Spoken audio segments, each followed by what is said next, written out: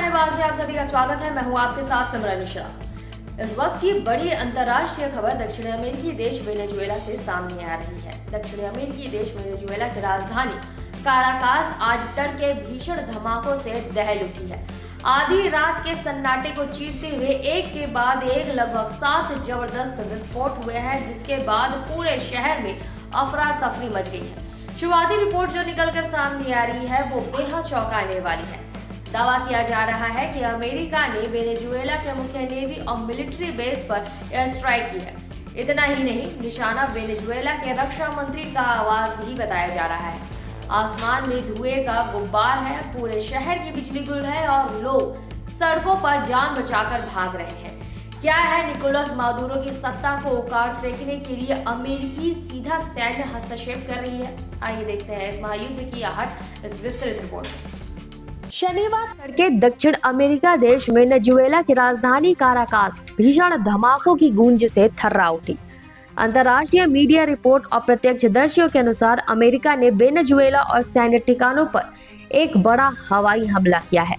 स्थानीय समय अनुसार रात करीब 1:50 से 2 बजे के बीच काराकास स्थित एक प्रमुख नेवी और मिलिट्री बेस पर कम से कम 7 जोरदार विस्फोट हुए।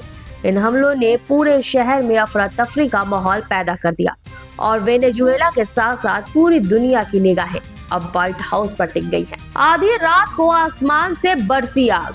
क्या हुआ काराकास में? जब काराकास के लोग गहरी नींद में थे, तभी आसमान से गूंजते लड़ाकू विमानों के शोर और उसके बाद हुए एक के बाद एक धमाकों ने शांति भंग कर दी।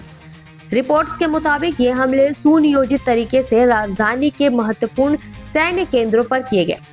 धमाके इतने शक्तिशाली थे कि उनकी गूंज कई किलोमीटर दूर तक सुनी गई और आसपास की इमारतों की खिड़कियों के शीशे भी टूट गए।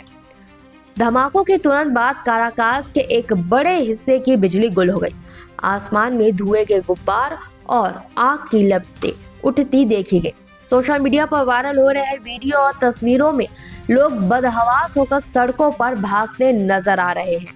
कई स्थानीय निवासियों ने दावा किया कि उन्होंने रात के अंधेरे में आसमान में अज्ञात सैन्य विमानों को उड़ते देखा, जिसके बाद धमाकों का सिलसिला शुरू हुआ। प्रमुख ठिकानों को बनाया गया निशाना। प्राथमिक जानकारी के अनुसार इस हमले के 2 मुख्य लक्ष्य बताए जा रहे हैं। पहला, काराकास मिलिट्री और नेवी बेस। ये वेनेजुएला की रक्षा प्रणाली का मुख्य केंद्र माना जाता है। यहाँ हुए हमलों का उद्देश्य वेनेजुएला की नौ सैनिक और सैन्य क्षमता को पंगु बनाना प्रतीत होता है। दूसरा, रक्षा मंत्री का आवास। अपुष्ट खबरों में दावा किया जा रहा है कि वेनेजुएला के रक्षा मंत्री के आवास के पास भी बमबारी की गई है। यदि इसकी पुष्टि होती है तो वेनेजुएला की सत्ता के शीर्ष नेतृत्व पर सीधा हमला माना जाएगा। तनाव की पृष्ठभूमि, ड्रग तस्करी और प्रतिबंध। अमेरिका और वेनेजुएला के बीच दुश्मनी कोई नई बात नहीं है। पिछले कई दशकों से दोनों देशों के बीच संबंध तनावपूर्ण रहे हैं। वॉशिंगटन लगातार निकोलस मादुरो सरकार पर लोकतंत्र की हत्या करने, मानवाधिकार का उल्लंघन करने और अंतर्राष्ट्रीय ड्रग तस्करी नेटवर्क चलाने का आरोप लगाता रहा है। अमेरिकी न्याय विभाग ने पहले भी राष्ट्रपति मादुरो और उसके करीबी सहयोगियों पर नशीले पदार्थों की तस्करी का आरोप लगाते हुए करोड़ों डॉलर के इनाम की घोषणा की थी। वहीं राष्ट्रपति डोनाल्ड ट्रंप और प्रशासन ने भी वेनेजुएला पर कई कड़े आर्थिक प्रतिबंध लगाए हैं, जिससे वहां की अर्थव्यवस्था जर्जर हो चुकी है। अमेरिका का तर्क है कि वो वेनेजुएला की जनता को तानाशाह से मुक्त कराना चाहता है। मादुरो का पलटवार, तेल पर कब्जे की साजिश। वेनेजुएला के राष्ट्रपति निकोलस मादुरो ने हमेशा अमेरिकी आरोपों को आधारहीन बताया है। मादुरो का कहना है कि वेनेजुएला दुनिया के सबसे बड़े तेल भंडार और सोने जैसे खनिज संसाधनों का मालिक है और अमेरिका की असल नजर इन संसाधनों पर है।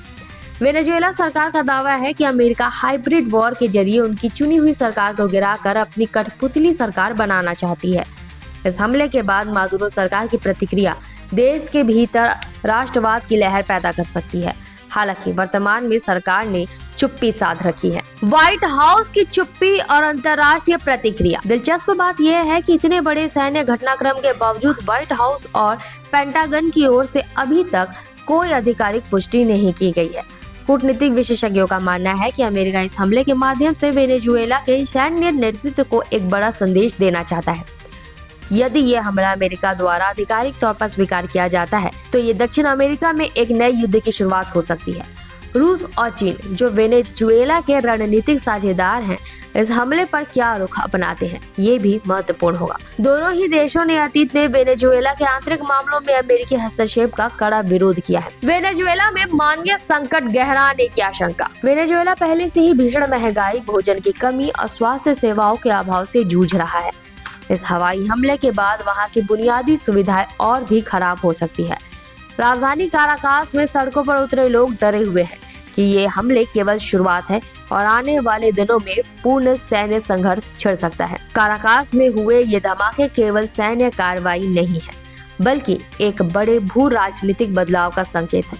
क्या ये निकोलस मादुरो के शासन के अंत की शुरुआत है, या फिर यह हमला अमेरिका के लिए एक नया वियतनाम या अफगानिस्तान साबित होगा? फिलहाल काराकास की सड़कों पर सन्नाटा और डर का माहौल है और दुनिया एक आधिकारिक बयान का इंतजार कर रही है।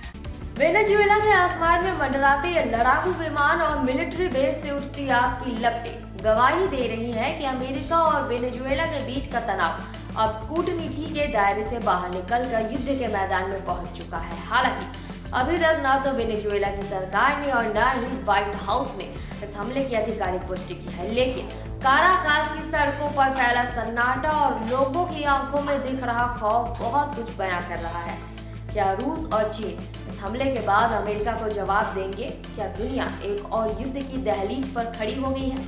हमारी नजर इस खबर के हर छोटे बड़े अपडेट पर बनी रहेगी। देश और दुनिया की तमाम बड़ी खबरों के लिए बने रहे निशानेबाज के साथ। नमस्कार।